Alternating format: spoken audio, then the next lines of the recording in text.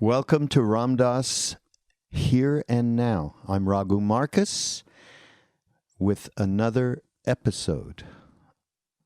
Today, actually, we're going to switch gears a little bit. And I just thought it'd be fun to introduce a little bit different aspect. Mostly we use archival talks that Ram Dass has given over the years. And I just was looking in the last at some of the media library stuff from ramdass.org, which is very rich. And I saw a talk. Ram Dass holds these talks in his house that we call Puja side chats, because they're done right in front of this very large Puja table, altar table, that he's got in his living room, and it looks out. You can look out to the ocean out of his big bay windows. It's very, very beautiful. And so he's had different people that he sits with and just has a chat with. And today I picked a chat that he did with Lama Surya Das, who was with us back in the day with Neem Karoli Baba, with Maharaji. And then he, in the 70s, went off with some incredible high lamas of the Tibetan Buddhist tradition and did a lot like Karmapa and Kalu Rinpoche. And he himself did some very intense practices actually in France for a number of years, meditating solo in a cave, not seeing anybody, and I think he just would have little conferences with his teacher and so on. And so he has a really special perspective on two different paths, the path of bhakti and the Tibetan Buddhist path. So he has fascinating conversations with Ram Dass whenever they get together. I don't know if you've ever. He's also done recently just did a webcast with Ram Dass, and so I thought it would be interesting. We're going to put him in different parts, and there's some with him, and we have another couple coming up. We'll see. You can write to us at info@ramdass.org and tell us whether you like this or not. It's a little, because it's different. It's the two of them in repartee, as they say. So, otherwise, please do continue to support the foundation at ramdass.org and the retreats that we're doing. Big retreat coming up. There's still spots, by the way. April 29th to May 4th, Cultivating the Courage to Love with Ram Dass Krishna Das, Roshi Joan Halifax. And you can go to ramdass.org. If you feel like at a last-minute thing, you can pop over there and spend some wonderful time with us. We'll all be there. And again, thanks for the support for the foundation. You can continue to do so by going to ramdass.org and clicking on the donate button. And we shall see you again next week. Here is Ram Dass, Here and Now, with Lama Surya Das. Row, row, row your boat gently row, down row, the stream. row your boat merrily, merrily, merrily, merrily, merrily. Merrily, merrily, merrily, merrily. Life is but a dream. Row, row, row your boat gently down the stream. Verily, verily, verily, verily, I'm glad to be here. Ram, Ram, Ram, Ram your Das gently down the dream. Happily, joyously, warmly, lovingly, life is God just a stream. I learned that from him. It's all his fault. He's the producer, the administrator of this Maharaja is the producer. Facebook production. Maharaj is the producer? Maharaja is the producer. Is there a director, or is Maharaji doing all the roles? Is there an actor? He's all the whole thing. Roles, he's the whole thing. We are all. He's the whole thing. He's whole too much. He's too much. Okay, that was our moment of laughing yoga. Keep it up during your program. Laughing yoga, of a much too much unexplored area of the divine practice.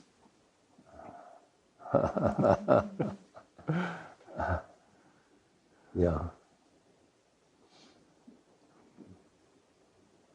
But sadhana is not a laughing matter. It's not? It's not? It is? I don't know. I love sadhana. Yeah. It's not always easy, but it's delightful. Rewarding? It's rewarding, it's juicy, it's everything sadhana should be. Yes. And more. Surprising. Yes. Like Maharaji. Like life itself. What is our true sadhana? I'm thinking about this these days, and what's real spiritual life, spiritual practice? What is sadhana? What is our true way? What is it? Our true way. My true way is just hanging out with Maharaji. That's the only thing I've got, sadhana. As long as I think he's wisdom, he's compassion, he's peace, he's love.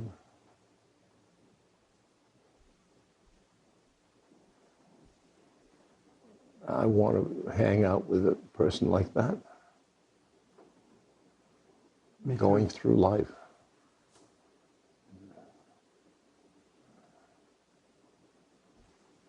Is there anything that he is not? Many people have trouble accepting some of the difficult, dark, or even tragic, ugly sides of life. Is there anything that it is not?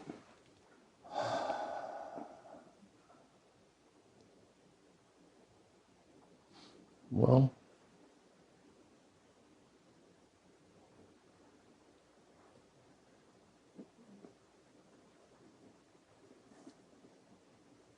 he's suffering.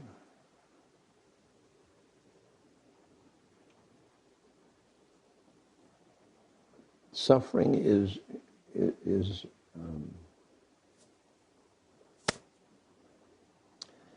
a stepping stone towards God.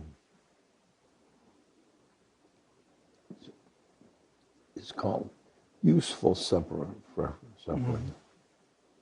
or dharmic suffering. Yeah.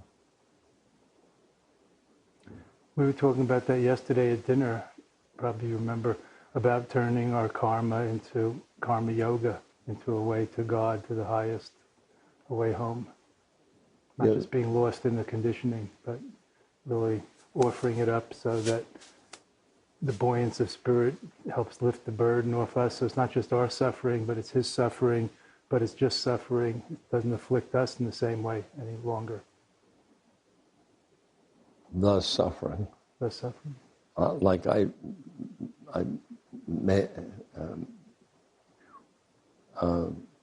stroke is the suffering in the world. Because the suffering is dharmic. Is dharmic.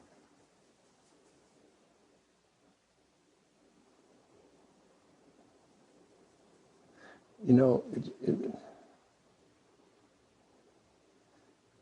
depends on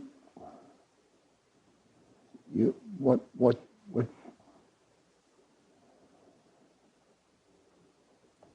how you look at each thing.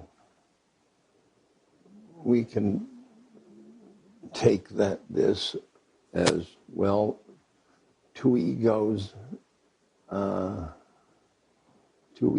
sitting down, be somebody. Or we could be dharma masters, or we could be friends, or we could be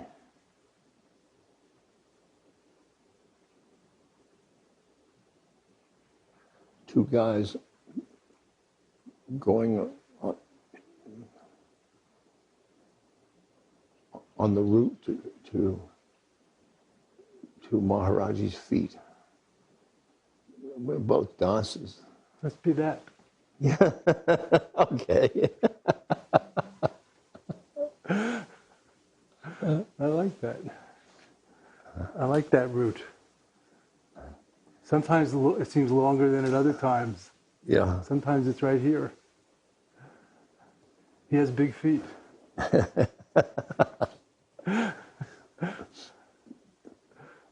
Each moment, each moment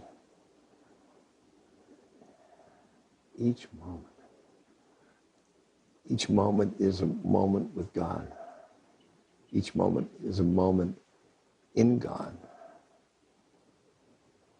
Each moment, like this moment.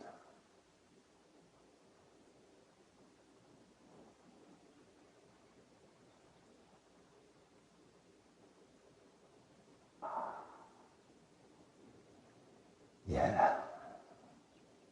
Ah. Yeah. Yeah.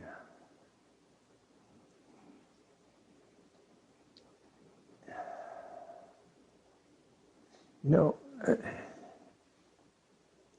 each practice, you can give a person a practice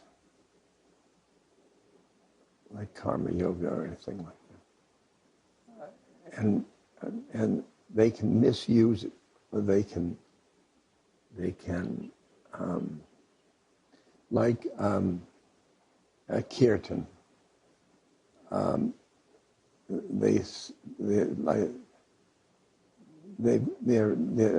They're just singing. Or like they've forgotten that they're singing the names of the one. Mm-hmm. Yeah. When people do beads, some of them show a lot of people that their beads around the beads. Rather, really, they're singing Ram, Ram, Ram, Ram, Ram, Ram. Mm-hmm. Or another one is Hatha Yoga, which becomes body beautiful work, Mm-hmm. rather than just each pose is shaking hands with God. Yeah. Yeah. That's a beautiful yoga you described. Shaking hands with God, every pose. So could we take that past Hatha Yoga and outside the yoga studio into every mudra is Mahamudra, or everything we do is shaking hands with God? And what is intention or remembering not to forget, remembering to remember, remindfulness as I call it, come in? You mean? Which distinguishes conscious life from unconscious life, although it's all It's divine remembering, life. it's remembering, it's remembering, it's remembering. Yeah. Then if each moment of your life is remembering God, oh, yum, yum, yum, yum, Yum, yum. So what keeps us from remembering? I feel like we're so habituated and conditioned, partly from nature and background, deep background, and partly from nurture and this life, karma and society and education, to remember things we put in, like the programming, but lose touch with the bigger picture. What obscures this inner light that illumines us, by which we see and are seen? our mind. Mind? Yeah. Conceptual mind? Thinking. Yeah. Yeah. Yeah. because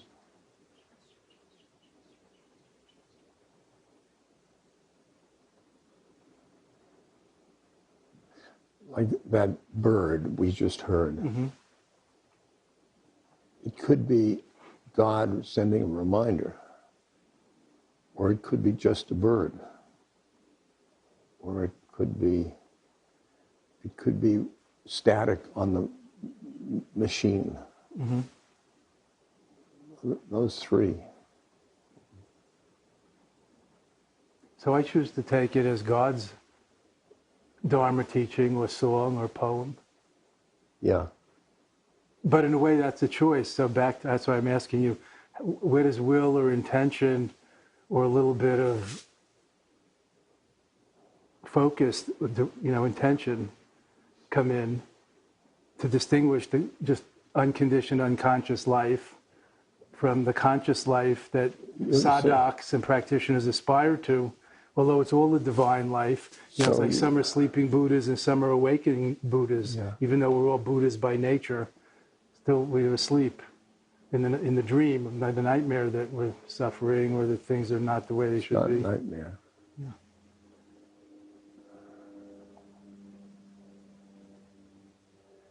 It's intention. What is life? What is life's goal? What is life's goal? A spiritual goal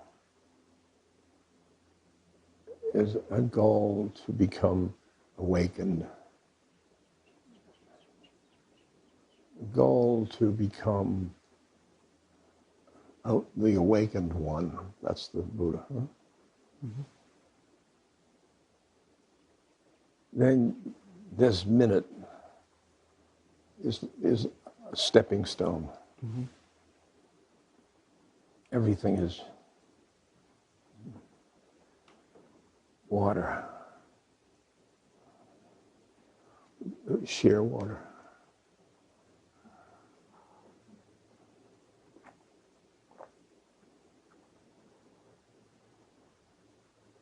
We all drink from the same well. That's right. So every moment is a stepping stone to the infinite or the timeless that's sort of at its heart, transcendent over it, immanent in it at the same time. But that's the thing that I have wonderful thoughts about is moments and minutes, hours. Time is just irrelevant. Is that right? I don't know. I thought you said time is relative or illusory. Out there, is it relative or illusory?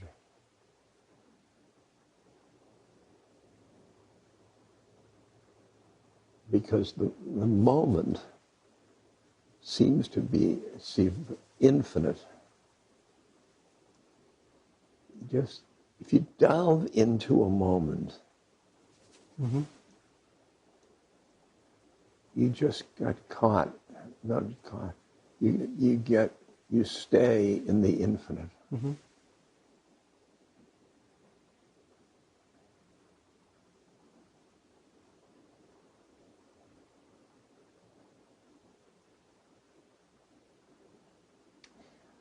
I'm just having such fun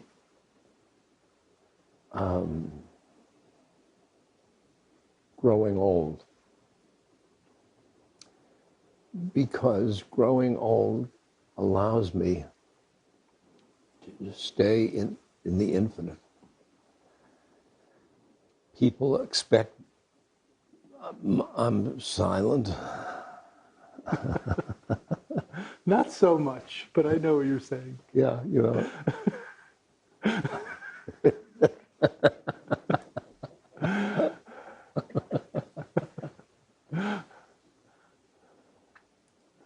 Sometimes your silence roars like thunder.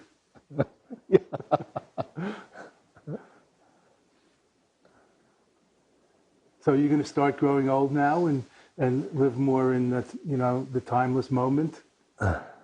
Or you're still pursuing the path? Trying to get closer to Maharaji, be one with God, whatever. I've always got to be pursuing the path. That's doing something. Well, that's why I'm asking about. I would like to just stop doing and just be. Just be. If everybody here agrees with you, what's keeping you from that? Or me? Except our conditioning, but what do you feel? At this stage in your life, not that I see your life, but I see you here now. At this stage or this moment, I could see it would be totally great to only do what you want, what you, with quotes, want, with quotes, to do, with quotes. Not for any ulterior motive. What do you mean? Not for later. Not with some should on your head. Yeah. Not shoulding on your head. But yet, isn't there something that keeps us from doing that? Other people. I hate other people.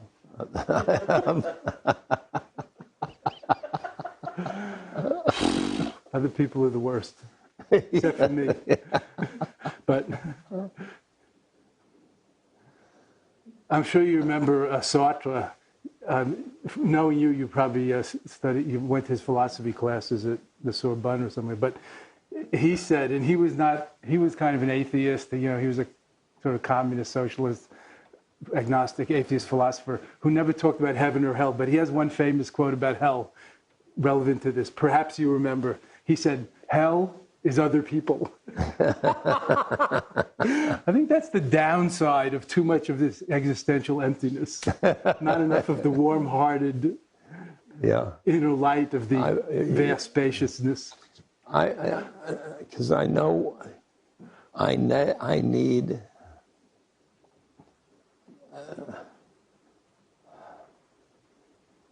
when I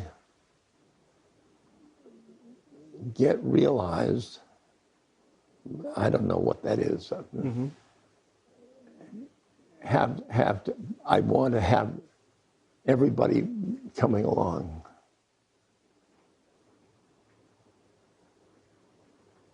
But I don't want them to screw up my party, your nirvana, your peace. Yeah. Well, that's a bit of, it's like the old Zen cohen. You can't live with him and you can't live without him. You can't be enlightened with him, you can't be enlightened without him, so I guess you can't be enlightened. Well, you can chew on that until your teeth wear down, your jaw wears down, your head falls off, and you're just a heart, not worrying about enlightenment anymore. I don't worry anymore. I don't care about the future, and I don't care about the past. This is about what I've got.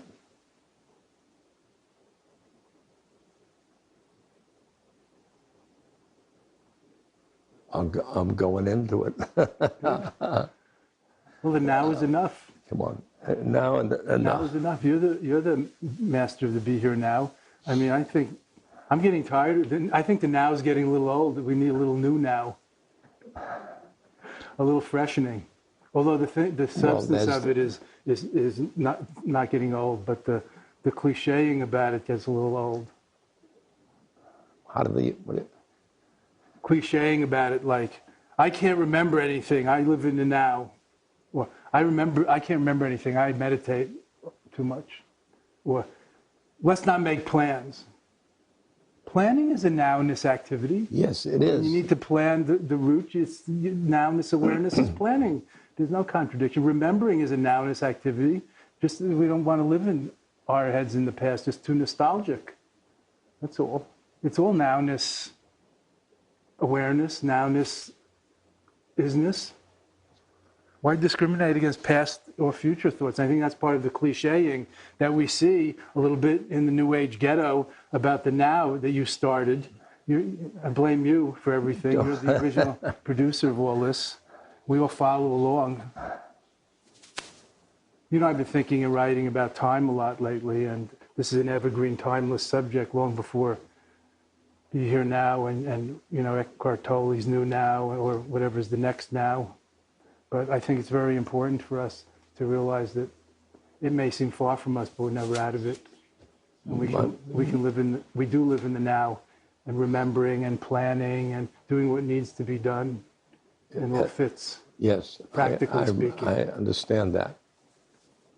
Like we made an appointment to do this at 11 o'clock, so time is illusory and relative, but it's also useful in the horizontal, linear sense, conventional time. Yeah. Although the ascendant, deepest sense, the eternal now intersects every moment of it, but past, present, and future. Yep. So every moment is a stepping stone, or has in its heart the the timeless, the infinite, you said. Time and space, the infinite, timeless.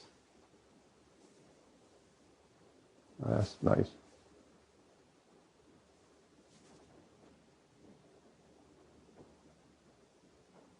This is a Tibetan symbol. It's an ancient mandala of wholeness. The Christians co-opted it. It's a mandala. It probably predates that, back to the Hindu swastika. Not the Nazi swastika, but you know, the Hindu, the symbol of the moving wholeness, the ascendant, you know, Shiva and Shakti intersecting. Yeah. In the moment, or everywhere is the center of the mandala, no outside, all center, this kind of ancient, non-dualistic thinking.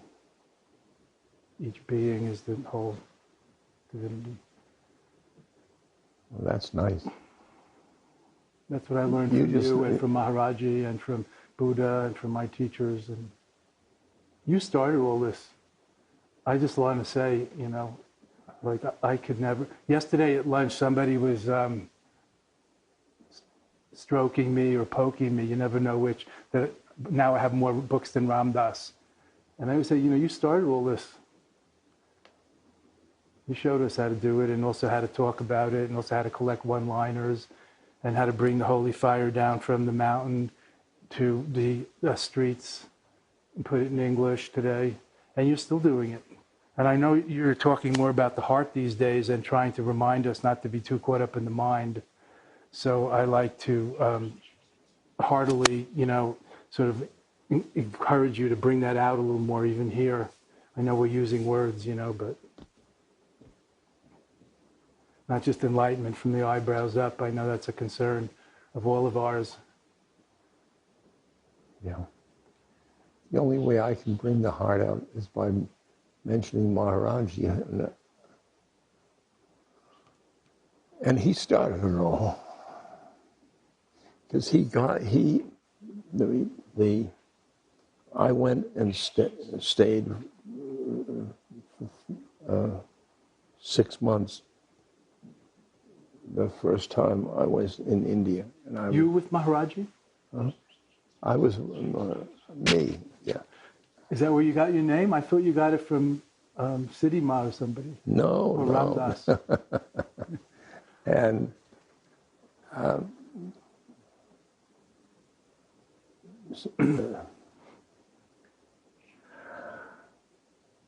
Baba,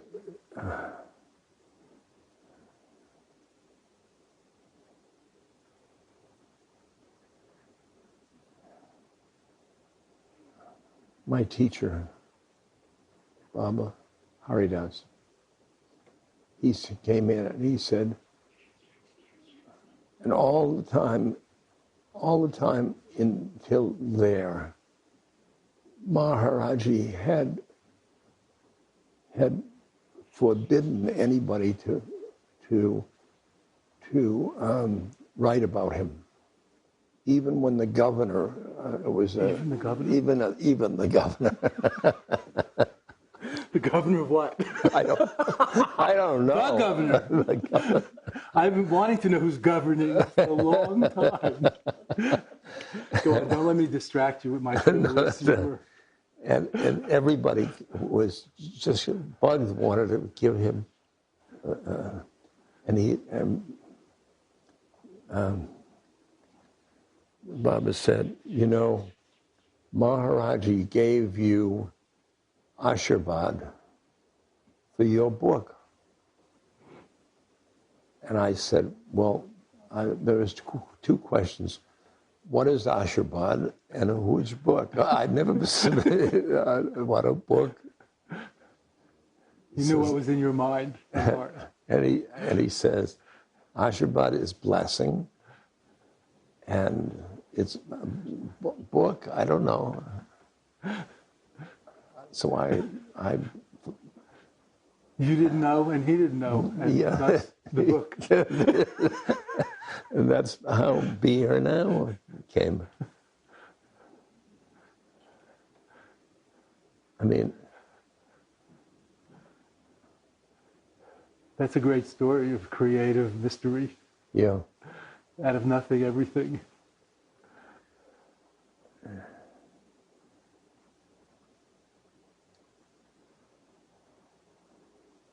So Maharaji is your muse then, not just your guru, and everything that you do or create is his. You're channeling him without overemphasizing the word channeling. I am his. He's the vessel. I am his vessel. I am his puppet.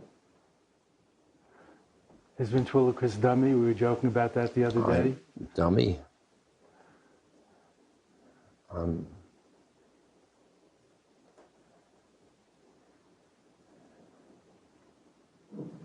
Yeah. Yeah. Sometimes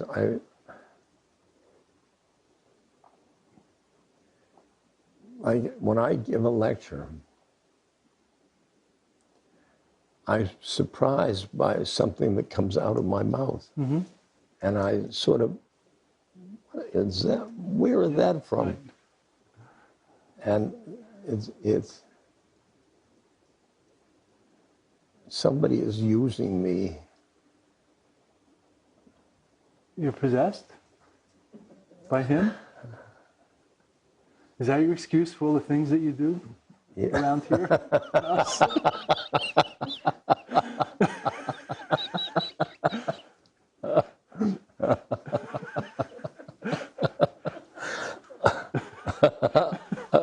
That's a good one.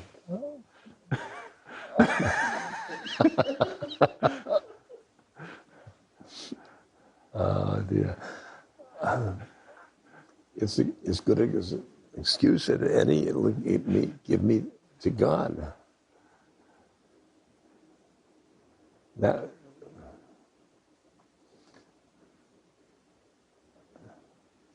in Dada's book, Near and the Deer, he says the guru is chiseling, like somebody coming up, and I'm David. Boy. Nice. Nice. Yeah. The perfect image of man as God. Yeah, as man as God. As man as God. So how does that chiseling feel? For me, it feels sometimes like he's banging on me with a hammer or a sharp tool. And it's hard to like it, surrender to it, accept it, that it's bringing out Well, you're way the Buddha back. within. I'm way back. Because I'm only sanding. You're up to the sanding and polishing. I'm still with the banging and chiseling. He's polishing me. He's polishing, so you're almost done. I'm almost done. You're looking very pink, like pink marble right out of Michelangelo's Aquarium. David was naked too. You remember? You know, in the I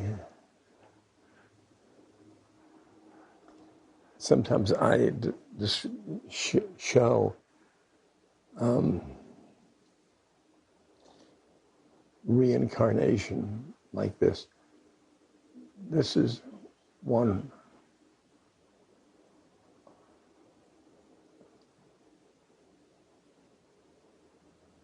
Those are the incarnations.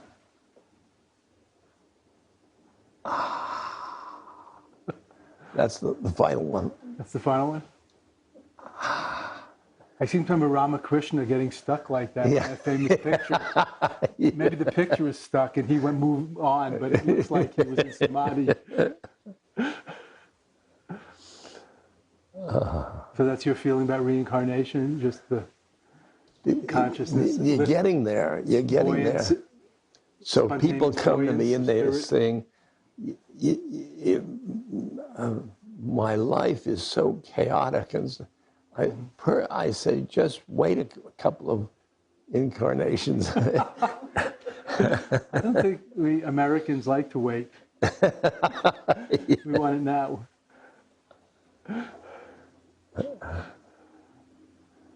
So you waiting, or you there, or in between, kind of being there while getting there? Like no, I'm just. Or what are you doing?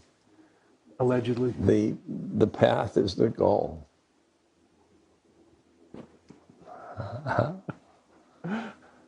The path is the goal. Just this. Just this. And this. Just this. Sweet.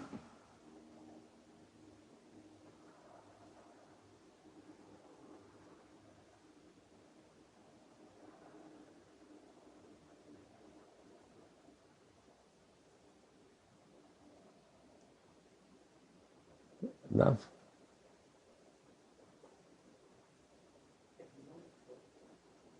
I have a few things to say, ask. Stop. Okay with let him say a few words. Stop. No, this involves you, your participation. I mean, I don't know if this is usable or not, but yesterday, our young poet friend, Ken over here, Ken Burns, as I call him, behind the camera, was saying he was just reading the Duino Elegies by German poet Rilke, and how marvelous it was.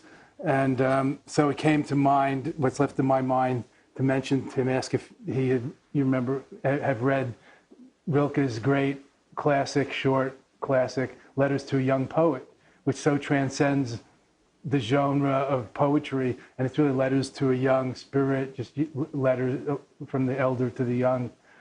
And I was thinking it would be really marvelous if we, other elders, etc., could talk a little bit about that kind of thing, maybe under the rubric, in these puja side chats with Ram Dass, but under the rubric of letters to a young seeker, letters to a young bodhisattva, letters to a young spiritual practitioner.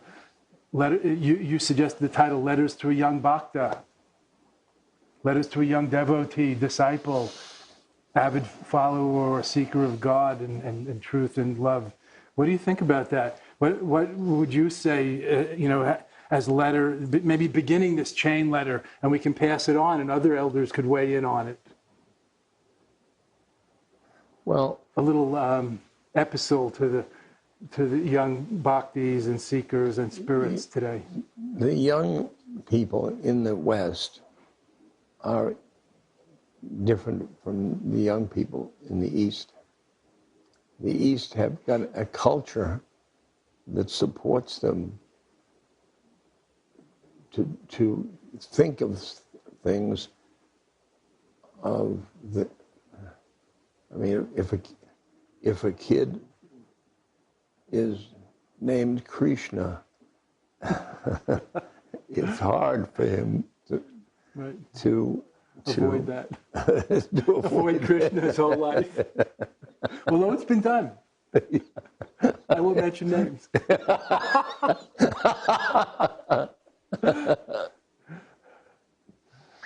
But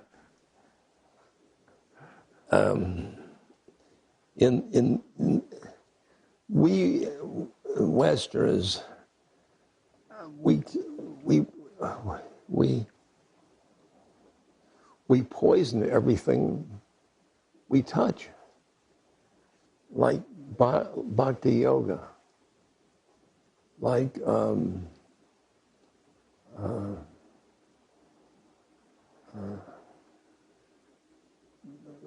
kirtan. It's just fun and games. And like yoga just for health and losing the other possible dimensions. And then it's.